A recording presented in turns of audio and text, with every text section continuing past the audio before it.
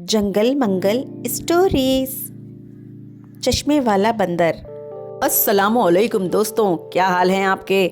मैं हूं आपका दोस्त शेर दिल खान और आज मैं फिर से एक मज़े की कहानी आपके लिए लाया हूं जो कि हमारे जंगल के शरीर जानवर बंदर की है, जिसका नाम था चिंटू।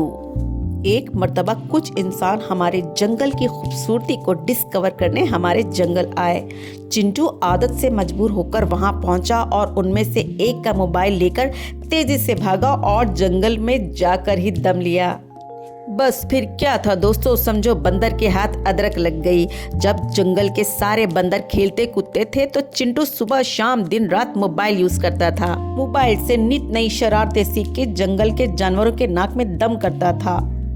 जंगल के तमाम जानवर बंदर की नित नई शरारतों से बेइंतहा परेशान थे और वो आकर मुझसे चिंटू की अक्सर शिकायत करते थे। मैं भी किसी तरह से उसकी इस मोबाइल से जान छुड़ाने का सोच ही रहा था। एक दिन अचानक चिंटू को मोबाइल इस्तेमाल करने के दौरान आंखों के आगे अंधेरा आ गया। उसको कुछ दिखाई नहीं दे रहा था। वो परेशान और उदास हो गया। ये क्या हो रहा है, मुझे हर तरफ धुंधला क्यों दिखाई दे रहा है, मैं क्या करूं? वो अपनी परेशानी लेकर मिस उल्लू के पास पहुंचा। क्या मुझे मिस उल्लू से परेशानी शेयर करनी चाहिए? हाँ, वो बहुत अक्लमंद हैं, वो सबका मसला हल करती हैं। बस फिर क्या था दोस्तों, उसने अपनी सारी परेशानी मिस उल्लू को बता दी। चिंटू, तुमने मोबाइल देख देख के अपना हाल पूरा कर लिया है।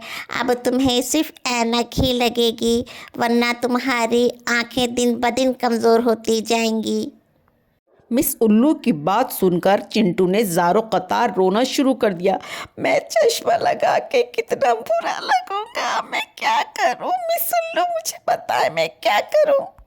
चिंटू जब चश्मा लगाकर आया तो जंगल के जानवरों का हंस हंस कर बुरा हाल हो गया, क्योंकि चिंटू ने उनको बहुत परेशान कर रखा था। चिंटू क्योंकि अपनी हरकतों पर बहुत शर्मिंदा था, लिहाजा उसने जंगल के जानवरों से माफ़ी मांगी और जंगल के सब जानवरों ने उससे मुआफ़ कर दिया और हंसी खुशी रहने लगे।